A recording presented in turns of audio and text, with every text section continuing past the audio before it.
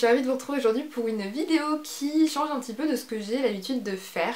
C'est une vidéo qui va s'articuler en deux temps. D'abord je vais vous faire le bilan du Pumpkin Autumn Challenge. Si vous ne voyez pas de quoi je parle, je vous invite à aller regarder ma vidéo où je vous présente ce qu'est le Pumpkin Autumn Challenge et où je vous montre les livres voilà, que je compte lire pour ce challenge, enfin que je comptais lire du coup. Dans le deuxième temps de cette vidéo, ça va être plutôt une discussion autour des challenges et notamment autour du fait que je ne les réussis absolument jamais.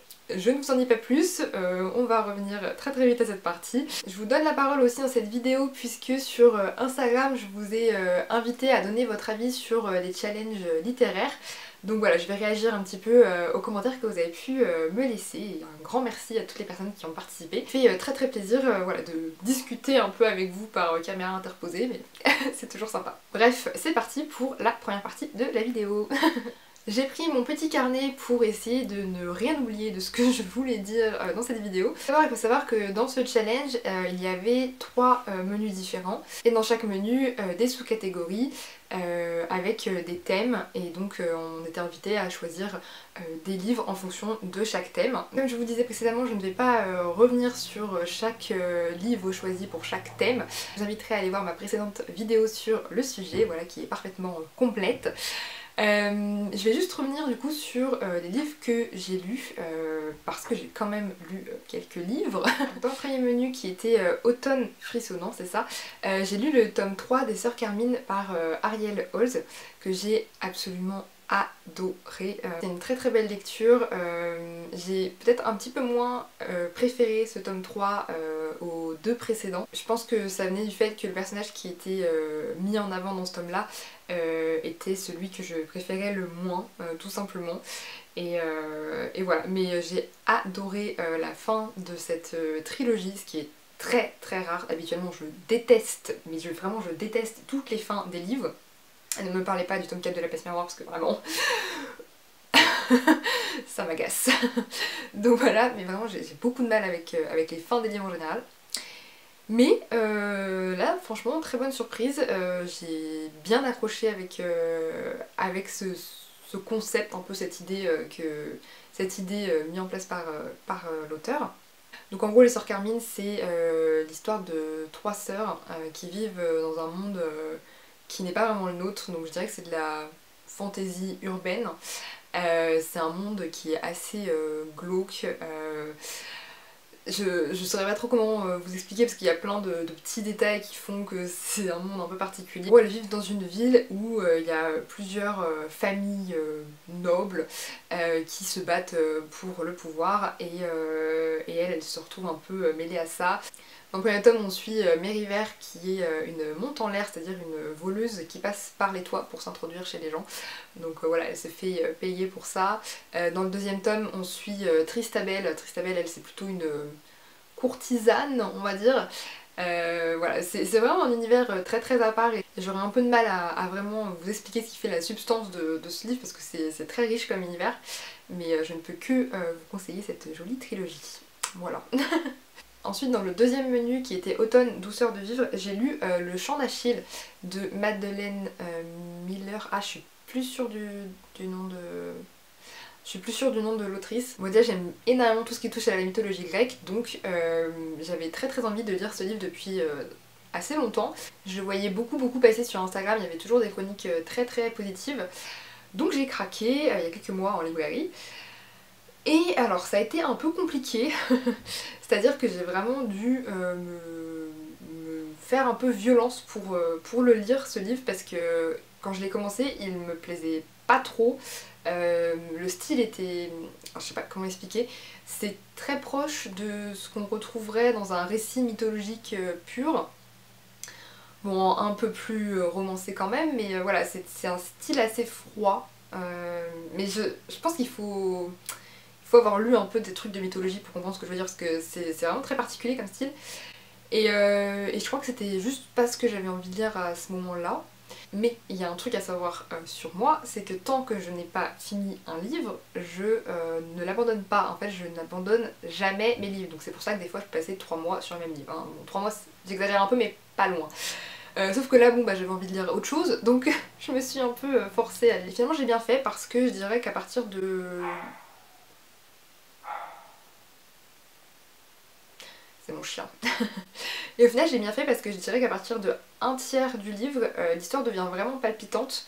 Et voilà, j'ai plus vu passer les pages, j'ai été vraiment prise dans le récit. En gros c'est l'histoire d'Achille, hein, donc je vais pas vous faire un résumé plus exhaustif que ça, je vous laisse aller découvrir par vous-même si vous ne connaissez pas encore son histoire. Mais je trouvais le point de vue de l'autrice sur les événements hyper intéressant. Je sais pas si je lirai Circé, je pense que je vais me laisser un peu de temps passer parce que c'est le genre de récit qui est quand même assez lourd à lire, bien que ce soit extrêmement intéressant. Donc voilà, je verrai. Mais en tout cas, si vous aimez la mythologie grecque, je vous le conseille fortement, il est vraiment très sympa. Et ensuite, dans le dernier menu, j'ai lu La Rose Rouge s'épanouit, qui est une BD. Et attendez, je crois que je l'ai ici. Voilà, c'est une BD comme ceci. Je vous l'ai déjà présentée je crois dans ma vidéo sur le Pumpkin Autumn Challenge, donc je vais pas trop revenir dessus, mais en tout cas c'est une petite merveille. Elle a été donc écrite et dessinée aussi j'imagine par Liv Strömquist. C'est une suédoise qui est absolument incroyable. J'avais déjà lu Les Sentiments du Prince Charles et voilà, c'est dans la même veine, c'est hyper intéressant. Là ça parle du sentiment amoureux, elle décortique un petit peu tout ça.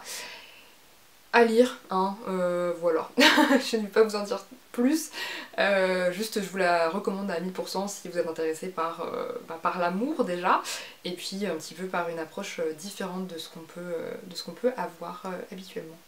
Voilà. Et voilà, la partie bilan est terminée. J'ai lu 2 romans et une BD, alors que à la base je voulais lire au moins un livre par catégorie. Je crois qu'il y en avait 12 à peu près. J'avais même mis un film de Miyazaki dans ma sélection en me disant bon, si je mets un film a priori voilà, c'est quand même plus simple, ça prend moins de temps qu'un livre. Et en fait je ne l'ai même pas regardé. Voilà, donc face à ce constat, je me suis quand même vachement interrogée sur pourquoi je n'avais pas réussi ce challenge. Alors petit disclaimer quand même, quand je dis échouer ou réussir le challenge, pas de pression, enfin je veux dire c'est un échec pour moi, mais dans le sens juste je n'ai pas atteint les objectifs que je m'étais fixés pour ce challenge. Mais en soi c'est pas grave du tout, hein, c'est pas ça du tout le problème. Vraiment pas. En fait ce qui m'a interpellée dans le peu de lecture que j'avais fait pour ce challenge, c'est de me dire mais pourquoi me lancer un challenge et finalement ne faire aucun effort pour le réussir. Parce que vraiment le Chant d'Achille, je crois que je l'ai lu mais je me souvenais même pas qu'il était dans la pile à lire du challenge. Donc vraiment ce qui s'est passé c'est que j'ai vu le challenge, j'ai été trop enthousiaste à l'idée de le faire. J'ai fait ma petite pile à lire toute contente. Voilà, j'ai sélectionné un peu les livres qui allaient bien dans chaque thème, etc. Je vous ai posté la vidéo, j'étais trop contente et bah je suis passée à autre chose en fait. Enfin, il y a vraiment... je pense que si quelquefois quand même je me suis dit ah tiens ça serait peut-être pas mal que tu essaies de lire un livre pour le challenge, etc. Mais c'est pas aller plus loin que ça. En fait j'avais juste pas envie de me forcer à lire un livre que j'avais pas envie de lire. On va essayer de reprendre la chose de manière un peu plus ordonnée, parce que maintenant que je vous ai balancé tout ça, voilà, c'est pas très clair. En gros, donc ça fait, je sais pas, 7 ans, 6 ans que je suis blogueuse. Et au tout début de ma carrière de blogueuse, j'étais sur Livre Addict. C'est un site spécialisé sur la lecture, comme son nom l'indique. Et c'est un site qui est très sympa, qui existe toujours, hein. Vraiment il y a plein de choses, donc vous pouvez discuter avec plein de gens dessus, voilà, avoir des avis sur des livres, etc. Enfin c'est hyper sympa. Et sur ce site, il y avait aussi beaucoup de challenges, donc j'ai un passé avec les challenges littéraires quand même, et c'est aussi pour ça que je fais cette vidéo, parce que c'est une question qui touche quand même pas mal ma vie de blogueuse et de lectrice en général. J'ai commencé les challenges il y a quelques années. Je pourrais plus vous dire le nom des challenges que je faisais parce que c'était des trucs assez spécialisés sur le site de Livre Addict, etc. Donc vraiment je me souviens plus, mais je sais que j'en faisais. En fait à chaque fois il se passait exactement la même chose que ce qui s'est passé là pour le Pumpkin Autumn Challenge, et c'est d'ailleurs aussi pour ça que vous n'avez pas vu d'autres challenges avant sur cette chaîne, parce que je pense qu'au fond de moi, je me doutais bien que je n'allais pas du tout réussir à tenir ce challenge. Donc bon, mais j'ai voulu un peu tester. Sans appel, c'est sans appel, les challenges littéraires, ce n'est pas pour moi. En gros, ce qui se passe toujours, c'est que je tombe sur un challenge, je trouve ça super, je suis hyper enthousiaste à l'idée, voilà, de réfléchir à des livres que je pourrais lire en fonction de chaque thème, à l'idée aussi de, voilà, de faire partie un peu d'un petit événement, on va dire, autour de la lecture, de pouvoir rencontrer des gens, discuter, etc. Et puis bah, je fais ma petite liste et puis ça s'arrête là en fait, parce qu'ensuite, lorsque je vais devant ma bibliothèque de livres à lire, c'est très simple. En fait, je regarde chaque livre et je vais vers celui que j'ai envie de lire à ce moment-là. Donc c'est vraiment, je choisis le livre qui me fait envie au moment T. Peu importe que j'ai eu envie 2 jours avant de lire un autre livre, non, si j'ai plus envie, je le lis pas en fait. Je prends vraiment celui qui, à cet instant-là, me donnait envie. Et du coup, bah, c'est pas très conciliable avec les challenges, hein, clairement, parce que challenge, généralement, c'est sur une période donnée. Donc si pendant la période donnée, ben, j'ai pas envie de lire les livres que j'ai mis dans ma pile du challenge, et bah, bah il se passe que j'en lis aucun, quoi. Donc voilà, je pense que c'est vraiment ça le gros point qui fait que je ne réussis jamais mes challenges. C'est parce que je n'aime pas me forcer à lire des livres qui ne me feraient pas envie à ce moment-là. Donc si le livre du challenge me fait envie à ce moment-là, bah ça tombe bien, et sinon, bah tant pis quoi. Et c'est aussi pour ça que les services presse ont pu me mettre pas mal de pression, parce que parfois bah, j'en lisais parce qu'il fallait que je les lise, parce que bon, on demande un livre, la moindre des choses c'est quand même de le lire, hein, quand même. Et du coup bah, ça faisait souvent que j'appréciais peut-être un peu moins ma lecture, parce qu'il y avait ce côté un peu obligatoire derrière. Voilà, donc ça c'est vraiment mon ressenti par rapport au challenge littéraire. Maintenant je vais prendre mon petit téléphone et regarder un petit peu les commentaires que vous m'avez laissés pour essayer de dégager un petit peu d'autres avis que le mien. Donc déjà là je vois une personne qui me dit que pour elle c'est anxiogène de s'imposer des lectures. Alors je trouve, enfin je partage totalement son avis. Mais pour moi c'est plus en demi-teinte que ça, parce que en même temps ben, je trouve ça hyper excitant les challenges, parce que voilà on se met un peu au défi et donc je sais pas si c'est... En fait je pense que ce qui est anxiogène c'est voilà, avoir la lecture un peu obligatoire, mais en même temps vu qu'on a choisi de faire le challenge, est-ce que c'est vraiment anxiogène? Je ne sais pas. Mais en tout cas je comprends totalement du coup, enfin ça rejoint assez bien mon avis, enfin mon ressenti sur la question.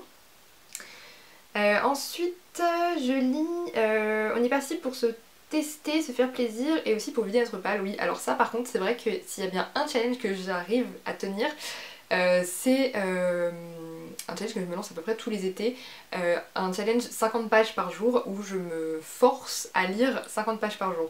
Donc c'est un challenge comme un autre, hein, mais...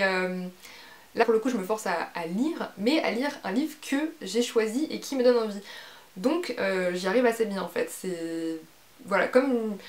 En fait je crois que ce qui me dérange vraiment dans toute cette histoire de challenge et qui fait que je n'y arrive jamais, c'est d'avoir prédéfini une pile à lire à l'avance. En fait c'est vraiment ça qui me bloque, je pense, c'est d'avoir une sélection de livres imposés à lire, parce qu'ils correspondront pas forcément à mon humeur du moment, et c'est ça qui fait que j'échoue. Voilà. Merci pour ce commentaire qui me fait réfléchir. J'ai l'impression d'être en psychanalyse là un peu. Hein. Donc il y a des personnes qui me disent que du coup elles vont participer au Cold Winter Challenge. Alors moi je m'étais posé la question de savoir si j'allais participer, mais bon je pense que la réponse vous la connaissez. Non. Vu mon échec au Pumpkin Autumn Challenge. Bon. Restons réalistes, s'il y a des personnes qui me disent qu'elles n'y participent pas parce que ça les tente juste pas ou parce qu'elles connaissent pas forcément. Et là j'ai Marjolaine, du coup Marjolaine, je sais que tu regardes souvent mes vidéos, qui me dit qu'elle préfère le Cold Winter Challenge et que ce qu'elle aime c'est parler bouquin avec des gens dans un bon esprit. Donc voilà, elle en gros ce qu'elle aime c'est partager avec d'autres lecteurs sur ses lectures et choisir ses livres en fonction des thèmes, etc. Donc ça je comprends totalement, Et en fait c'est ça qui fait un peu toute l'ambivalence de mon rapport au challenge, c'est que à la fois j'adore le côté voilà, partage, discussion, découverte de livres aussi, parce que du coup je m'étais inscrite sur le groupe du Pumpkin Autumn Challenge et j'adore ce groupe, vraiment les gens sont hyper sympas et j'ai découvert plein de livres là-bas, donc voilà c'est vraiment très chouette. Mais le côté s'imposer une pile à lire, et ben j'arrive pas. Voilà, donc je sais pas quoi faire de moi là, je sais pas. Après j'ai d'autres personnes qui me disent qu'elles adorent participer à des challenges. Et donc là c'est un peu comme Marjolaine disait, c'est pour partager, se motiver aussi à lire. C'est beaucoup revenu dans les commentaires, c'est-à-dire des gens pour qui finalement les challenges, ça les motive à lire davantage et ils se sentent pas du tout obligés, c'est juste vraiment pour le plaisir quoi, et puis pour se challenger un peu, mettre un peu de piment dans l'envie de lecteur et ça mais vraiment je comprends à 100%. Et j'aimerais bien aussi réussir à faire ça parce que c'est vrai que c'est assez motivant quoi. Enfin, ouais, j'aime bien l'ambiance vraiment, mais j'y arrive pas. Bref, c'est pas grave. Voilà, donc je crois que je vais arrêter de blablater parce que cette vidéo va être très très longue. Je suis désolée si elle est un peu décousue, j'ai essayé de faire quelque chose d'un peu clair mais je sais pas trop si j'ai réussi.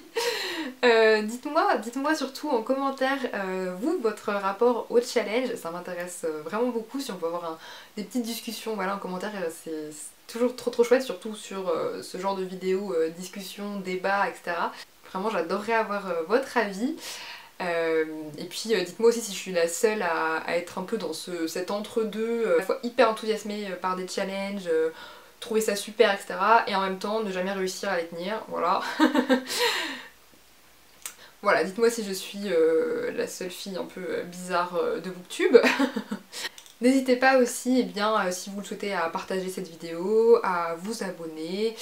Et puis voilà, on se retrouve très très bientôt pour une nouvelle vidéo qui est déjà tournée, donc ce qui est assez rare quand même. Je pense qu'elle va vous plaire, en tout cas moi j'ai adoré la tourner. Donc voilà, je vous la poste très vite. Et sur ce, je vous souhaite une très belle soirée ou une très belle journée, comme vous voulez. Bye bye.